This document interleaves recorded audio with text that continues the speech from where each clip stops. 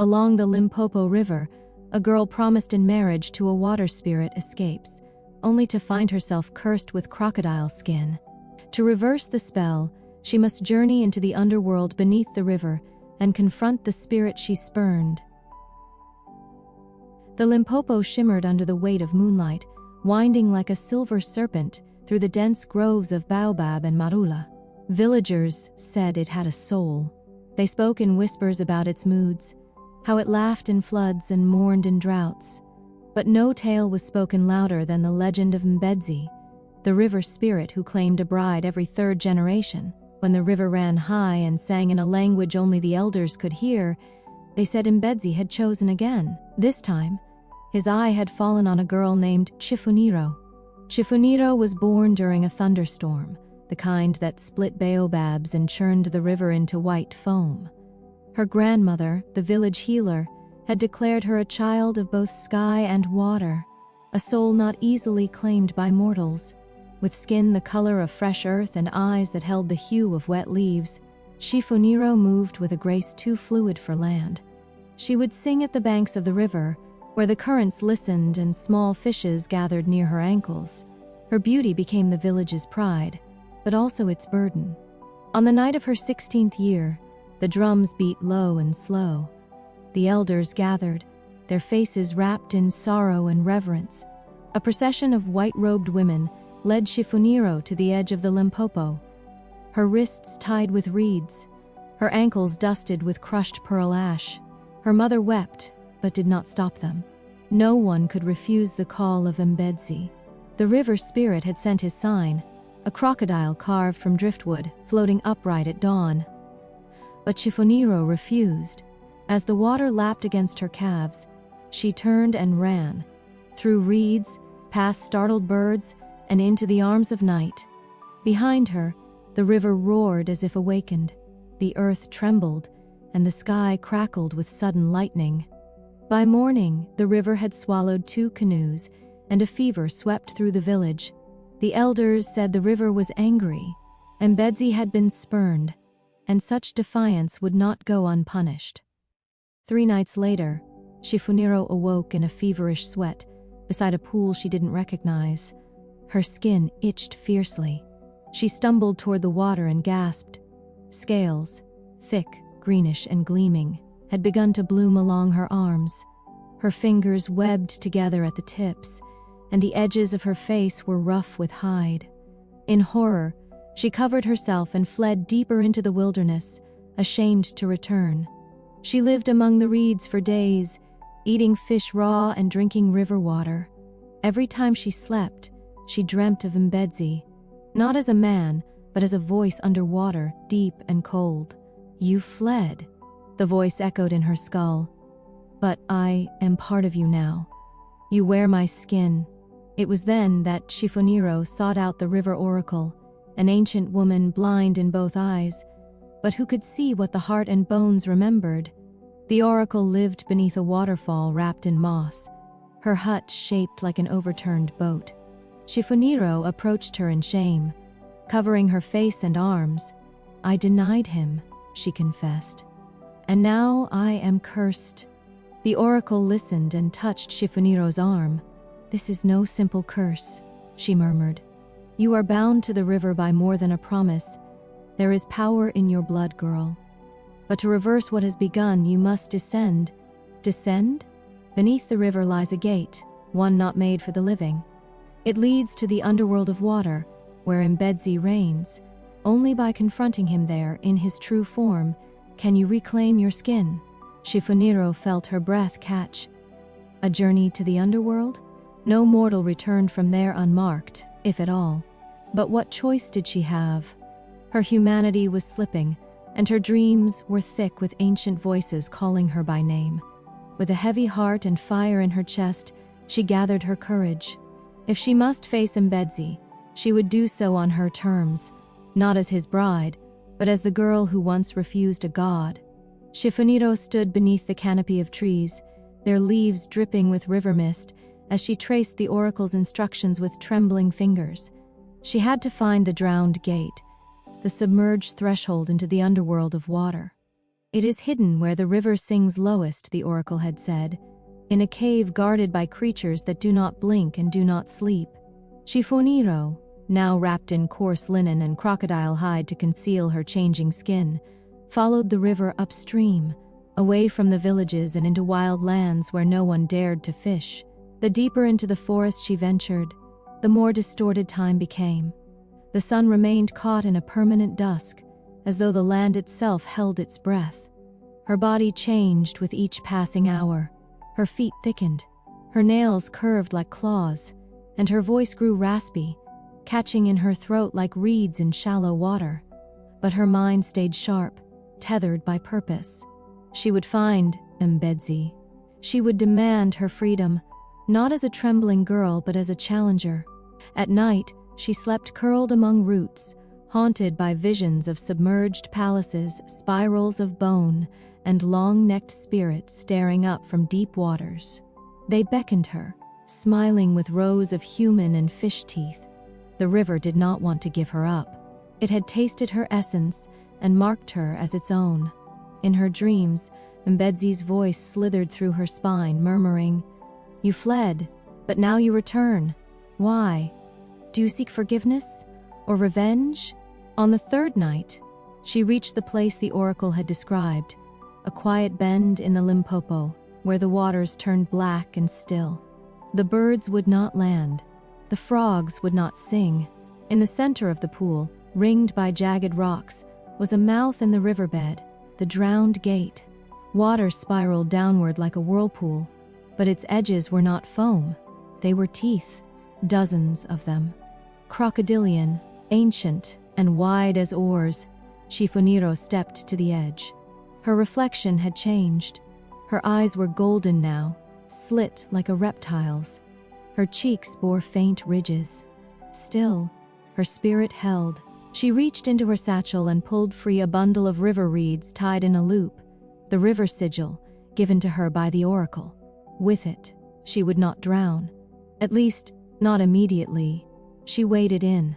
The current tugged at her, not with violence, but insistence, as though welcoming her back like a long-lost wife. When she crossed the ring of teeth, the water opened like a curtain, revealing a tunnel of pure green light. Fish the size of horses swam past with eyes like lanterns. Ghostly shapes drifted above her, spirits of those who had drowned long ago, their faces tranquil, their hands pressed against invisible walls. Chifuniro sank deeper until the river narrowed, and the world around her gave way to a realm that did not belong to the living. The air was thick here, though she did not choke.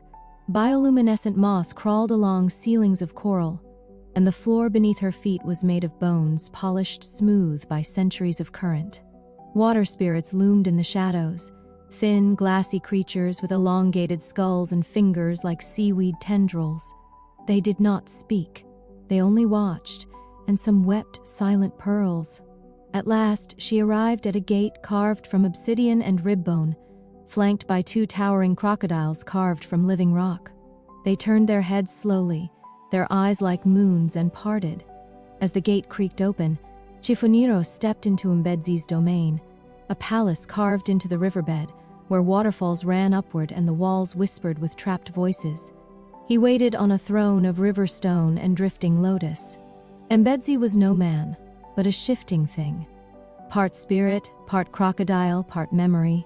His skin shimmered with colors unknown to land, and his eyes bled silver. When he saw her, he smiled. "You have come," he said, his voice the echo of 1,000 droplets. "But you did not kneel." Chifuniro stepped forward, head high, fists clenched. "I did not come to kneel," she said. "I came to end this curse." The chamber grew silent. Even the waterfalls paused. Mbedzi rose slowly, the water trembling beneath his form. He approached her not with rage, but with a cruel curiosity. "Then let us see," he murmured, "what price you are willing to pay for your skin." The river god towered above her, his voice rolling through the chamber like thunder contained in water. The glowing moss recoiled from his shadow. Chifuniro stood her ground, though every instinct in her screamed to run. Mbedzi was beautiful and terrible, neither holy beast nor man. His limbs shifted between scales and shadows, and when he moved, the water around him shimmered with memories, weddings, drownings, storms, songs. His presence was heavy, like the press of deep ocean on a diver's chest. "You spurned my offer," Mbedzi said, circling her slowly. "A marriage I carved into the current with my own essence. I wove it into the song of the river. And yet, you fled like a frightened minnow." Chifuniro's voice caught, but she spoke clearly. "I am not property. I was not asked. I was offered like a sacrifice." The river god paused. For a moment, silence clung to the cavern, and then, laughter. It was not kind. It echoed in every droplet, shaking the bones beneath her feet. "You were chosen, girl, not merely offered. Do you know what it means to be chosen by a spirit such as I? To become immortal within the river's blood? The villagers celebrated your fate because they understood. But you," his eyes narrowed, reflecting all the rivers of the world, "you defied me." Chifuniro's crocodile skin arms trembled at her sides. "Then curse me if you must. But I will not love what I did not choose." That silenced even the spirits in the water. Mbedzi tilted his head, and when he spoke again it was quieter. "You would rather rot beneath reeds, lost to time, than be my bride." "I would rather be free," she replied. "Even if freedom costs me everything." The god's face changed then, not anger, but interest. He turned and gestured toward a pool that shimmered like obsidian. "Then let us make a new pact," he said. "Not bride to God, but challenger to ruler. If you pass 3 trials, I will return your skin and let you go. But if you fail, you will belong to the river forever, not as a wife, but as a beast." Chifuniro's heart thudded. "What are the trials?" "You must retrieve 3 things from 3 corners of the undercurrent," Mbedzi said, pointing to carvings etched in stone. "The scale of the drowned queen, the memory of the first rain, and the fire that does not burn, each one guarded by beings who remember why they weep. You have 3 days, no more, no less." The spirits around her began to chant, low and ancient. The cavern trembled as the first trial opened before her, a tunnel of bones winding into blue darkness. Chifuniro turned back to Mbedzi. "If I succeed, you will lift the curse." "I will give you your skin," he said. "But whether you remain as you were, or as something else entirely, depends on what you learn in the dark." With a nod, she stepped into the tunnel. The water thickened as she descended, and the walls pulsed like the insides of a living throat. Phosphorescent lights floated beside her, eyes of forgotten gods or fragments of dreams too stubborn to die. Somewhere ahead, she felt the presence of the first relic. As she walked, memories drifted around her like ghost fish, scenes not her own. A bride wading willingly into the river, tears on her face. A child tossed into the current during drought. Warriors drowned with spears still clutched. The river remembered everything, and it offered nothing freely. At last, she emerged into a chamber shaped like a sunken throne room. At its center sat a woman made of water and bone, her skull adorned with a crown of river pearls, her eyes empty sockets spilling streams. The drowned queen. "I know why you come," the queen said, her voice like dripping stone. "But I do not give away my scale. You must trade something equal in weight." Chifuniro stepped forward, trembling. "What do you ask for?" The queen raised a skeletal hand and pointed to Chifuniro's chest. "Your heart's heaviest sorrow. Give it to me, and I will give you my scale." Chifuniro swallowed. Her heaviest sorrow was not the curse, nor the fear. It was the moment her mother looked away as the village tied her wrists, when the woman who bore her chose tradition over daughter. Tears streaming down her face, Chifuniro placed a hand on her chest. "Take it," she whispered. The queen reached forward. Pain bloomed across Chifuniro's ribs as if something invisible had been ripped from her. She gasped and nearly fell, but the queen caught her. From Chifuniro's chest, The queen drew a small, pulsing knot of blue light and swallowed it whole. A single silver scale dropped into Chifuniro's palm. Warm, heavy. "You carry the weight of choice now," the queen murmured. "Be careful what you trade next." Chifuniro stumbled out of the chamber, clutching the scale. Her sorrow felt distant now, as though she'd watched it happen to someone else. But something inside her felt emptier. One trial done, two remained, and the deeper she went, the more she feared what would be asked of her next. The underworld of water shifted as Chifuniro descended deeper, the current turning sluggish and cold. The silver scale of the drowned queen pulsed against her chest, bound to a strand of rivergrass that wrapped itself into a necklace the moment she left the throne room. Her chest no longer ached, but it felt hollow, as if something essential had been scooped out and offered to the deep. She couldn't cry. She couldn't even remember the weight of that sorrow, only the memory of having let go. The second trial loomed ahead, the memory of the first rain, a relic not of object, but of experience, something ancient that predated even Mbedzi himself. The oracle had whispered once that the first rain did not fall, but awoke the world, striking the dust of time and summoning all things that breathe. It was not just water, it was origin. To claim its memory, Chifuniro would have to walk into the soul of something that remembered when nothing yet existed. The path narrowed. She passed under arches made of fossilized fish skulls and reeds petrified into stone. The river turned silent, too silent. No whispers, no spirits. Even her heartbeat felt muffled. The silence unnerved her more than the spectral voices. Then, ahead, a dome of water glowed with soft blue light, rippling from within like a breathing lung. She stepped into the chamber. The walls were slick and translucent, and suspended in the center was a single raindrop the size of a human head, hovering in mid-water. It shimmered with strange life. Images flickered within it, a dry earth cracking open, clouds splitting for the first time, and something descending, slow and shining. A beginning made liquid. But before Chifuniro could reach for it, the water thickened, and a figure rose from the floor, shaped like a man but made entirely of mist. Its eyes were pools of sky. Its voice was not spoken but remembered, echoing in her ribs like a childhood song. "You seek the memory of the first rain," the being said.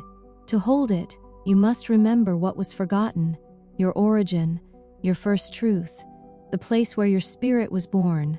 "I don't understand," Chifuniro whispered, clutching the scale. "You gave away your sorrow. But memory is not only grief, it is your story. If you cannot recall your essence, the first rain will not reveal itself to you." A deep stillness filled her. Then, without warning, the raindrop exploded in a ring of light, and she was no longer in the chamber. She stood barefoot in the sand of her childhood. Before her stretched the Limpopo, vast and golden beneath the sun. A younger version of herself ran along the riverbank, laughing, chasing birds. Behind her, the village bustled. Firelight, women weaving mats, men carving boats.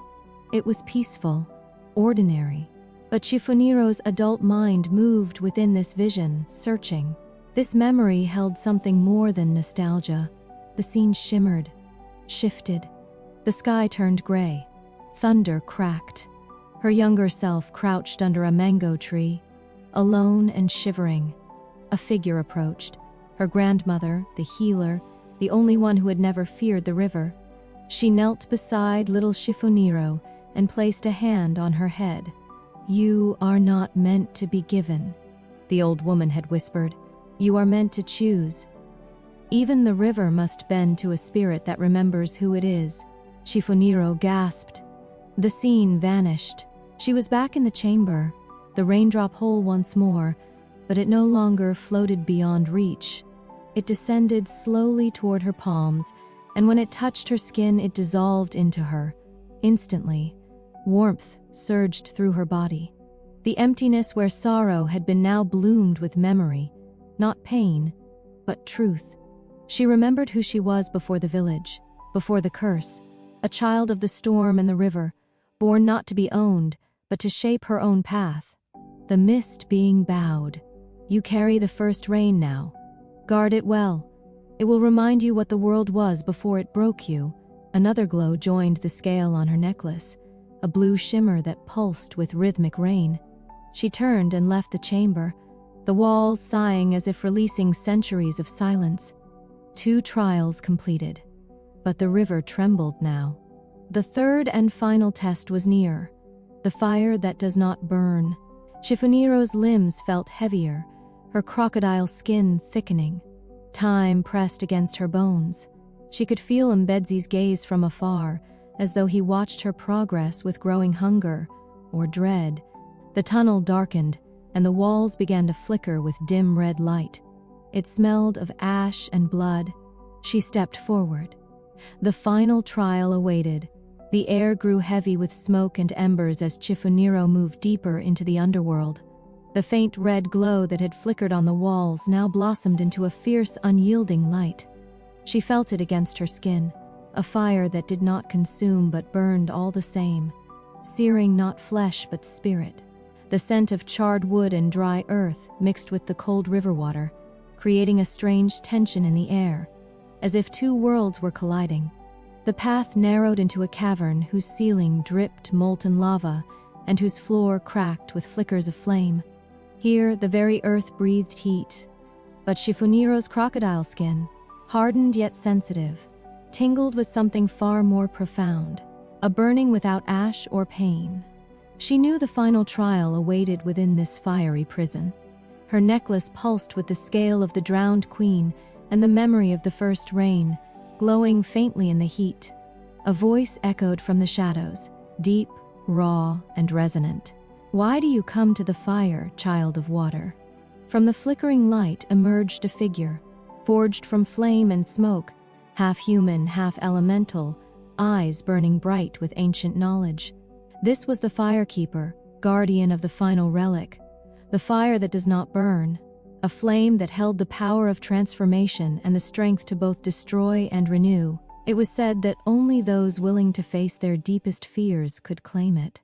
Chifuniro steadied herself, her voice steady despite the heat in the air. "I seek to reclaim what was stolen from me. The skin, the body, the choice." The Firekeeper's gaze pierced her soul. "To take the fire, you must face your shadow, not the one you hide, but the one you fear most. The fire does not burn your flesh, but it reveals your true self. Will you accept the flames?" Without hesitation, Chifuniro nodded. Flames erupted around her, but instead of pain, she felt clarity. Memories and emotions surged through her mind like torrents, moments of joy, pain, betrayal, and courage all intertwined. Within the fire, her fears and doubts manifested as shadows, creeping and swirling around her.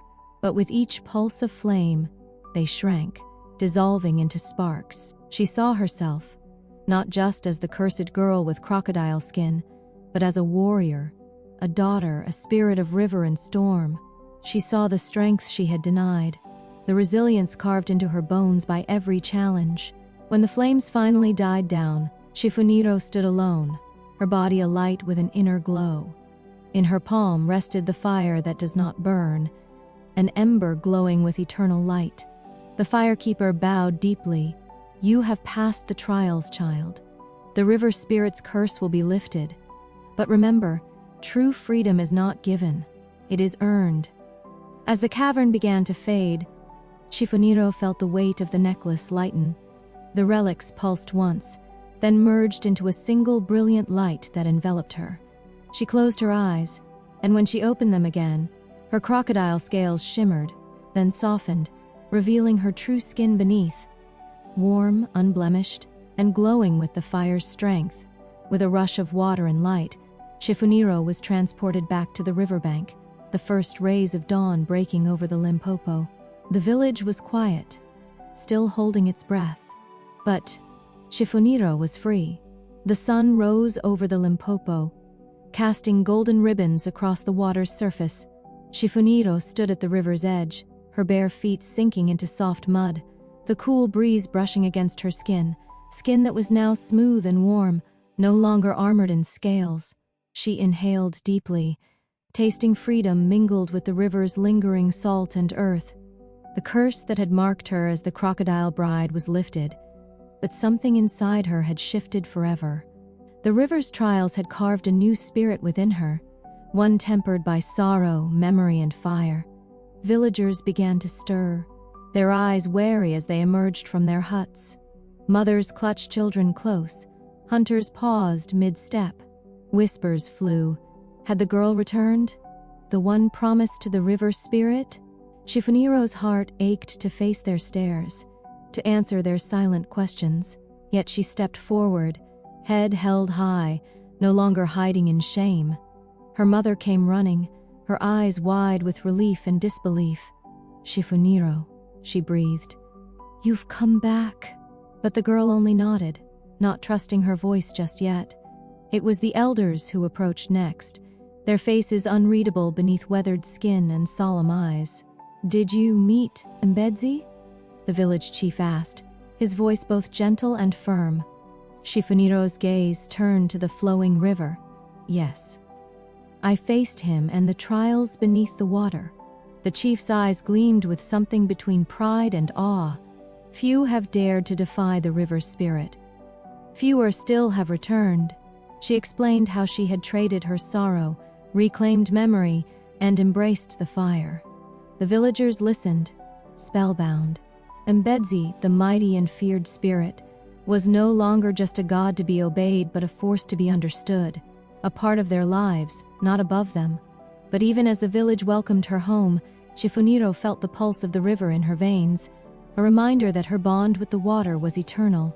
The trials had not just freed her, they had woven her into the river's endless story.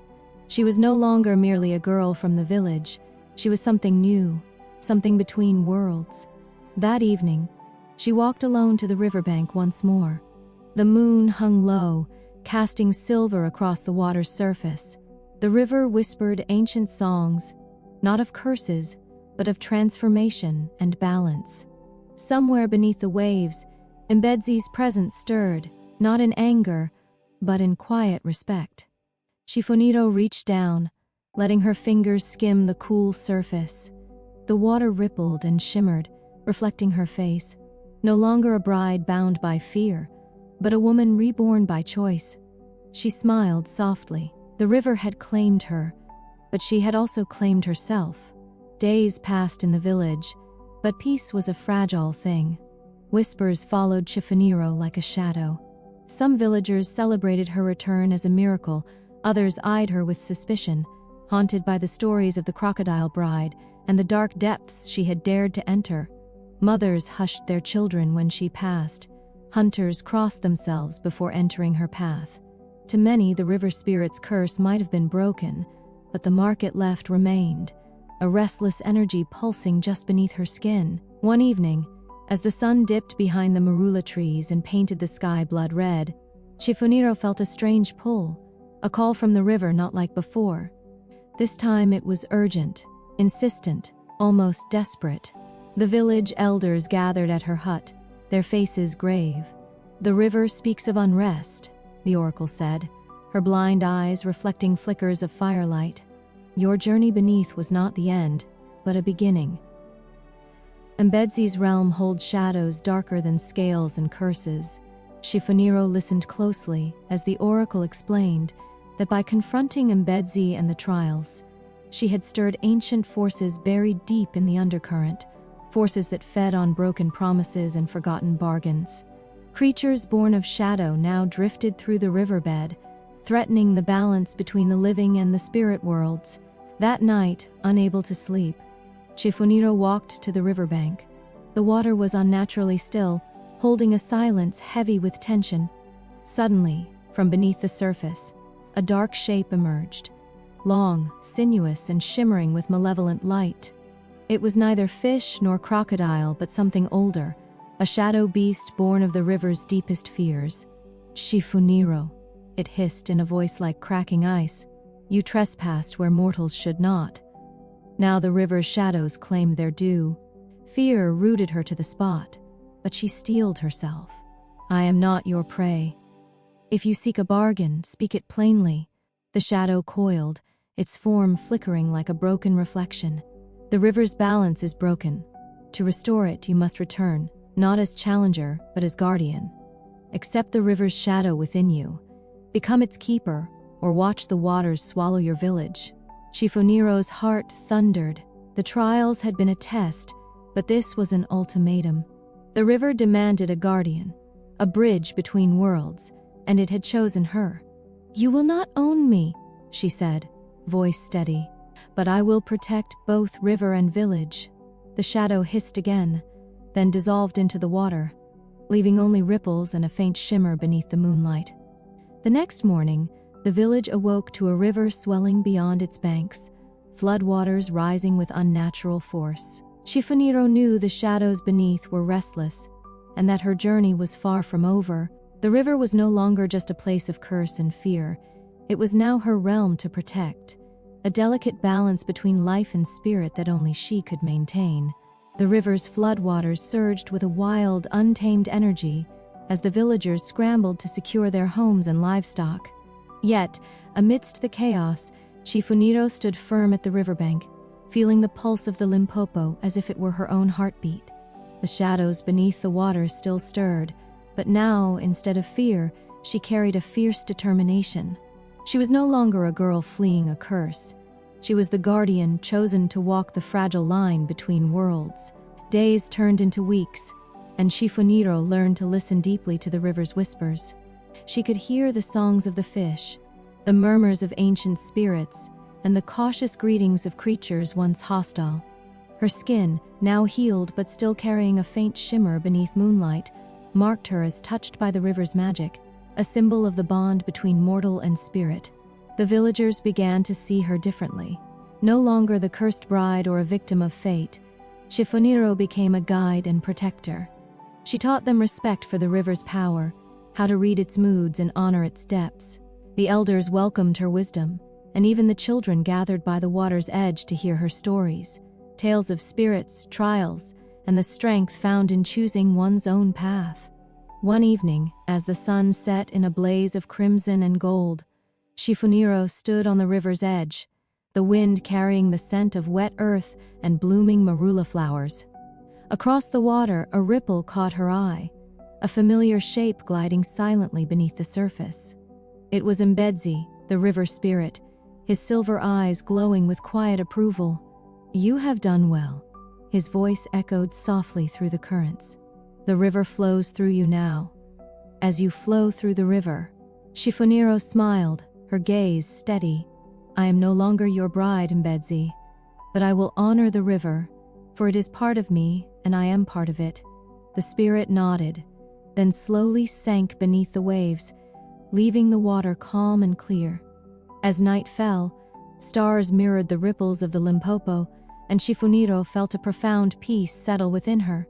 The river's trials had changed her, but they had also gifted her a purpose, one that bound her to the land, the water, and the people she loved. She was the crocodile bride no longer. She was the guardian of the Limpopo,